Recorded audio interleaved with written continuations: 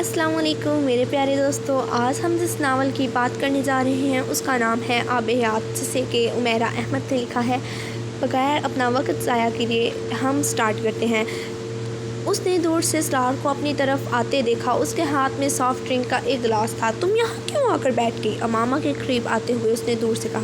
ویسے ہی شال لینے آئی تھی، پھر یہیں بیٹھ گئی۔ وہ مسکرائی۔ اس کے قریب بیٹھے ہوئے سلار نے سافٹ ڈرنک کا گلاس اپنی ٹانگوں کے درمیان نچلی سیڑھی پر رکھ دیا۔ امامہ لکڑی کے ستو سے ٹیک لگائے ایک گھٹنے پر کھانے کی پلیٹ لگائے کھاتے ہوئے دوران میں ایک کنوپی کے نیچے اسٹیج پر بیٹھے گلوکار کو دیکھ رہی تھی۔ یہ نئی غزل شروع کرنے سے پہلے ساس نندو کو ہدایت دے رہا تھا۔ سلار نے کانٹا اٹھا کر اس کی پلیٹ سے کباب کا ایک ٹکڑا اپنے منہ میں ڈالا۔ وہ بھی اب گلوکار کی طرف متوجہ تھا جو اپنی نئی غزل شروع کر چکا تھا۔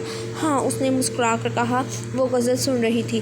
کسی کی آنکھ پر نم ہے محبت ہو گئی ہوگی، کسی کی آنکھ پر نم ہے محبت ہو گئی ہوگی، زبان پر قصہ غم ہے محبت ہو گئی ہوگی۔ وہ بھی غزل سننے لگا تھا۔ کبھی ہنسنا کبھی رونا، کبھی ہنس ہنس کر رو دینا، عجب دل کا یہ عالم ہے محبت ہو گئی ہوگی۔ اچھا گا رہا ہے، امامہ نے ستائشی انداز سے کہا۔ سلار نے کچھ کہنے کی بجائے سر ہلا دیا۔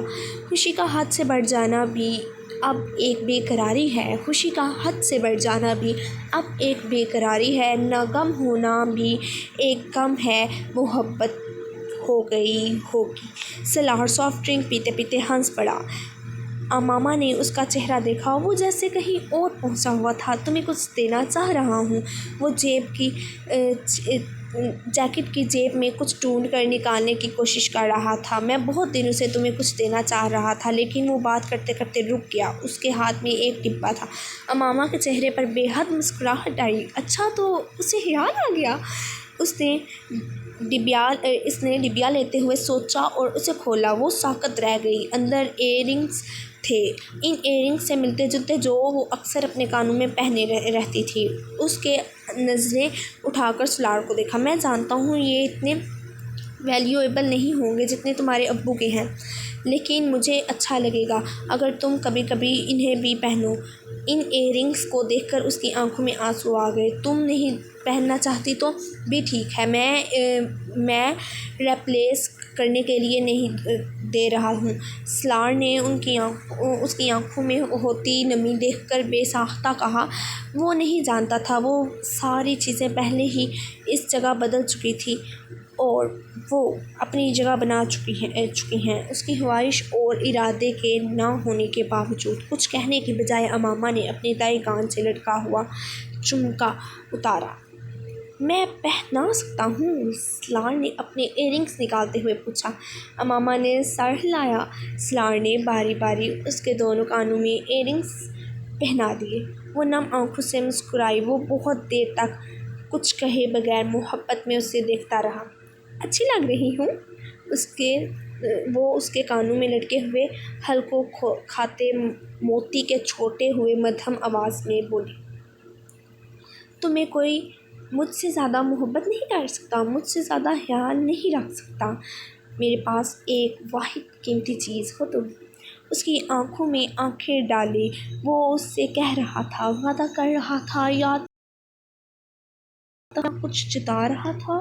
وہ جھک کر اب اس کی گردن میں چوم رہا تھا۔ مجھے نوازا گیا ہے، سیدھا ہوتے ہوئے اس سرشاری میں کہا۔ رومانس ہو رہا ہے؟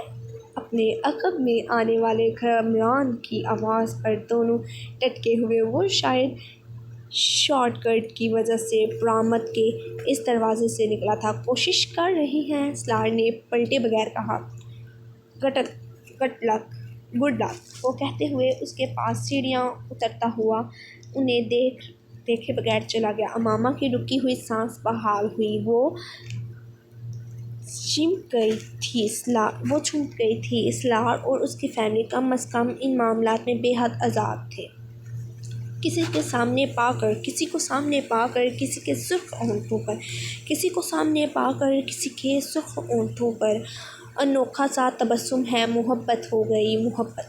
امامہ کو لگا وہ زیر لب گلوکار کا ساتھ گا رہا تھا۔ جہاں ویران راہیں تھیں جہاں حیران آنکھیں تھیں، جہاں ویران راہیں تھیں، جہاں ویران حیران آنکھیں تھیں، وہاں پھول کا موسم ہے، محبت ہو گئی، محبت ہو گئی۔ لکڑی کی ان سیڑھیوں پر ایک دوسرے کے قریب بیٹھے وہ خاموشی کی تھوڑی آس پاس کے پہاڑ میں گونج کی طرح پھیلتی گلوکار کی سریلی آواز سن رہے تھے۔ زندگی کے وہ لمحے یادوں کا حصہ بن رہے تھے، دوبارہ نہ آنے کے لیے گزر رہے تھے۔ ان کے اپارٹمنٹ کی دیوار لگنے والی ان دونوں کی پہلی اکٹھی تصویر اس فارم ہاؤس کی سیڑھیوں پر کی تھی۔ سرخ لباس میں گولڈن کڑھائی والے سیاہ پشمینہ شال، اپنے بازو کے گرد اوڑھے کھلے سیاہ بالوں کو کانوں کے پیچھے سمیٹے، خوشی اس کی مسکراہٹ اور آنکھ میں چمک نہیں بلکہ اسکرٹ میں جھلک رہی تھی، وہ اور جو اس کے اور سالار کے درمیان نظر آ رہا تھا۔ سفید شرٹ اور سیاہ جیکٹ میں اسے ایک ساتھ لگائے سالار کی آنکھوں کی چمک جیسے اس فوٹوگراف میں موجود دوسری ہر شے کی مات کر رہی تھی۔ کوئی بھی کیمرے کے لیے بنائے ہوئے اس کے پوز میں نظر آنے والے جوڑے کو دیکھ کر چند لمحوں کے لیے ضرور ٹھٹکتا۔ سکندر نے اس فوٹوگراف کو فریم کروا کر انہیں ہی نہیں بھیجا تھا، انہوں نے اپنے گھر کے فیملی وال فوٹوز میں بھی اس تصویر کا اضافہ کیا تھا۔ وہ شخص دیوار پر لگی تصویر کے سامنے اپنے پیچھے 15 منٹ کھڑا تھا، پلکیں جھپکائے بغیر ٹکٹکی لگائے، وہ اس لڑکی کا چہرہ دیکھتے ہوئے، چہرے میں کوئی شباہت تلاش کرتے ہوئے، اس شخص کے شبرا میں دبے آتش فشاں کی شروعات ڈھونڈتے ہوئے۔ اگر وہ اس شخص کا نشانہ بنا سکتا تھا تو اسی ایک جگہ سے بنا سکتا تھا۔ وہ ہونٹ کاٹتے ہوئے ساتھ ساتھ کچھ بڑبڑا رہا تھا، خود کلامی، ایک اسکینڈل کا تانا بانا تیار کرنے کے لیے، اس کے بعد ایک مکرو فریب کا جال، وجوہات، حقائق کی محو کرنے۔ وہ ایک گہرا سانس لے کر اپنے عقب میں بیٹھے لوگوں کو کچھ ہدایت دینے کے لیے مڑا تھا۔ CIA ہیڈ کوارٹر کے اس کمرے کی دیوار پر لگے بورڈ چھوٹے بڑے نوٹس، چارٹ، فوٹوگرافرز اور ایڈیٹرز کی چٹھیوں پر بھرے ہوئے تھے۔ کمرے میں موجود 4 آدمیوں میں سے 3 اس وقت کمپیوٹر میں مختلف ڈیٹا کھنگالنے میں لگے ہوئے تھے۔ یہ وہ کام پچھلے 1.5 ماہ تک کر رہے تھے۔ اس کمرے میں جگہ جگہ بڑے بڑے ڈبے پڑے ہوئے تھے جو مختلف فائلز، ٹیپس، میگزینز اور نیوز پیپرز کے تراشوں اور دوسرے ریکارڈز سے بھرے ہوئے تھے۔ کمرے میں موجود ریکارڈ کیسٹس پہلے ہی بھرے